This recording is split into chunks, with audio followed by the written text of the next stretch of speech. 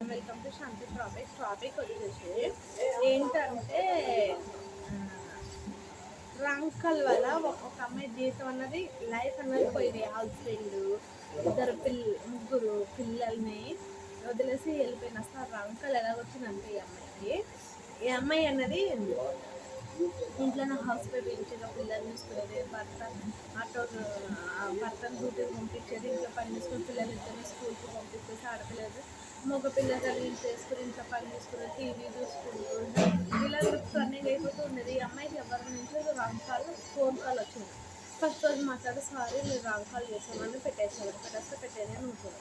మళ్ళీ అలాగ కంటూ తన లైఫ్లో అలా జరుగుతూ ఉన్నందుగా ఆ నెంబర్ నుంచి మిస్టేక్గా 2-3 సార్లు వచ్చిందంట. ఈ అమ్మాయి చెప్పిందంట, మీరు రాంగ్ కాల్ చేస్తున్నాను, హస్బెండ్ చేస్తే గొడవలు వస్తే అలా ఇలా అని చెప్తే సరే సారీ అని పెట్టేసినాక అలా ఒక కొన్ని రోజులు అలా వెళ్తుంటే అప్పుడప్పుడు మిస్టేక్గా చేస్తూ ఉంటే ఈ అమ్మాయికి అతనికి ఎలా కలెక్షన్ కుదిరిందో వీళ్ళిద్దరూ గంటలు ఫోన్ మాట్లాడుకోవడం, ఇంట్లో పిల్లలు పట్టించుకోకపోవడం, స్కూల్కి పంపించేయడం వాళ్ళ హస్బెండ్ వెళ్ళిపోయిన నుంచి మధ్యాహ్నం నుంచి ఈ అమ్మాయి అతనితో ఫోన్ మాట్లాడుతూ ఉండేదట. ఫోన్ మాట్లాడుతూ ఉంటుంటేనే ఇరుగు పొరుగు చూసి వాళ్ళ ఇంట్లో వాళ్ళ హస్బెండ్ చెప్పారు, మీ ఎవరితో ఫోన్ మాట్లాడుతుంది అలా ఇలాగని చెప్తేనే వాళ్ళ హస్బెండ్ అన్నారంట, ఏంటి నువ్వు ఇలా ఫోన్ మాట్లాడుతున్నావు తెలిసి నేను ఎప్పుడు ఫోన్ చేసి నీకు బిజీ వస్తుంది, పిల్లోని పట్టించుకుంటే ఎక్కడ పడితే అక్కడ వదిలేస్తున్నావు అంటారు అని అన్నారు.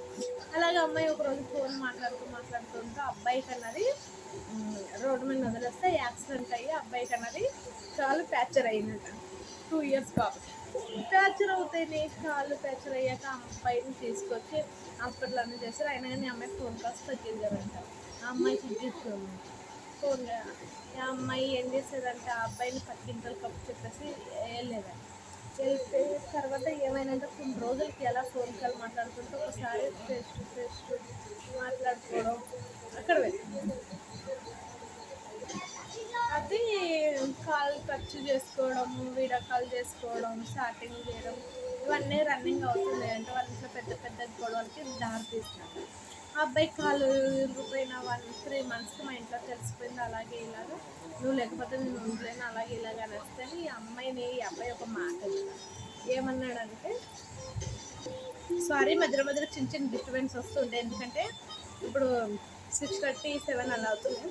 వాటర్కి వచ్చి వాళ్ళ అమౌంట్ ఇస్తూ ఉంటుంది కదా, అప్పుడు వీడియో కట్ చేసి వెళ్ళి తెస్తూ ఉంటా. ఇంకా ఇలా ఫోన్ కాల్స్ వాళ్ళు వీడియో కాల్స్తో నేను వచ్చేస్తాను అంటే ఈ అమ్మాయిని అబ్బాయి అంటే నేను టికెట్ బుక్ చేస్తాను వచ్చేసంటే పిల్లల్ని తీసుకొచ్చేలా అని అన్నాడట. పిల్లల్ని ఏం తీసుకురావద్దు నువ్వు వచ్చేసాయని అని అన్నాడట. కాలు ఇరిగిపోయిన 1 month 2 సంవత్సరాల పిల్లల్ని కూడా 1 monthకి వదిలేసి పిల్లల్ని స్కూల్కి పంపించేసానంట. స్కూల్కి పంపించేసి ఆ రోజు నైట్ అంతా టెన్షన్గానే ఉందంట. ఆ పిల్లల పేరెంట్స్ వాళ్ళ అమ్మ వాళ్ళ పేరెంట్స్ వస్తారని కూడా చెప్పారు. అయితే వాళ్ళ హస్బెండ్ డ్యూటీకి వెళ్ళిపోయడానికి పిల్లలిద్దరు లంచ్ బాక్స్ అవన్నీ పెట్టేసి స్కూల్కి పంపించేసిందంట. అబ్బాయికి స్నానం చెప్పించిందంట, అన్నం తినిపించిందంట, ఇంట్లో పని అన్నీ పూర్తి చేసేసిందంట, గిన్నెలు తోమేసిందంట, బట్టలు చేసిందంట, ఇంకా సాయంత్రం సరిపడా వంట కూడా చేసేసిందంట. పక్కింటి వాడు వచ్చి ఏంటి ఈరోజు పనులన్నీ బేగ చేసేస్తున్నావో వంట అవన్నీ అని అన్నాడు. అనేసరికి ఈసారి అమ్మాయికి కావాల్సిన బట్టలు కూడా ఏం తీసుకెళ్ళలేదట. ఆ అమ్మాయి పుస్తల తాడు, కాలు మెట్టెలు అన్నీ తీసేసి ఒక దగ్గర పెట్టేసి పట్టగొలుసులు ఓన్లీ కమ్మలు పెట్టుకునేది, ట్రిప్పుల్గా డ్రెస్ వేసుకుని పక్కింటి ఆవిడతో చెప్పినట్టు బాబు పడుకున్నారు, నేను ఇంట్లో పడుకోబెట్టుకున్నా అంటే నేను ట్యాబ్లెట్స్ చేయడానికి వెళ్తున్నాను అని చెప్పేసి ట్యాబ్లెట్స్ తీసుకొస్తున్నాను అని చెప్పేసి వెళ్ళిపోయిందంటే వెళ్ళిపోతే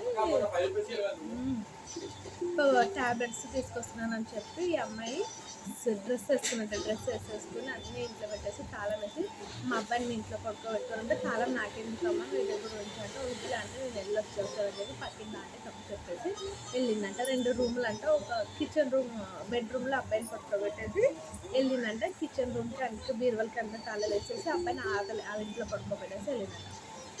వెళ్ళేటప్పుడు సింపుల్గా వెళ్ళిపోయిందంటే వెళ్ళిపోతున్నాను అని తిరిగి వెళ్తున్నాను తాళం ఇచ్చేసి వెళ్ళిపోయిందంటే వెళ్ళిపోతే అమ్మాయి వెళ్ళాక ఏం నిర్ణయం తీసుకుందో ఆ అబ్బాయి ఎలా చెప్పాడు, అమ్మాయి ఫోన్ స్విచ్ ఆఫ్ రావడం మొదలెట్టింది.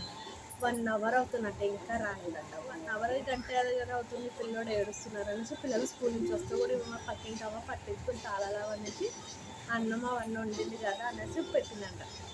మధ్యాహ్నం 2 గంటలకు వెళ్ళినవరా నైట్ సాయంత్రం 5 అవుతుందంట. పిల్లలు స్కూల్ నుంచి కాలేజ్ వచ్చేసి ట్యూషన్కి వెళ్ళిపోయారంట. 7 అవుతుందంట, రాలేదంట. వాళ్ళ హస్బెండ్కి ఫోన్ ఆ అమ్మాయికి ఫోన్ చేస్తే ఫోన్ స్విచ్ ఆఫ్ అని వచ్చిందంట.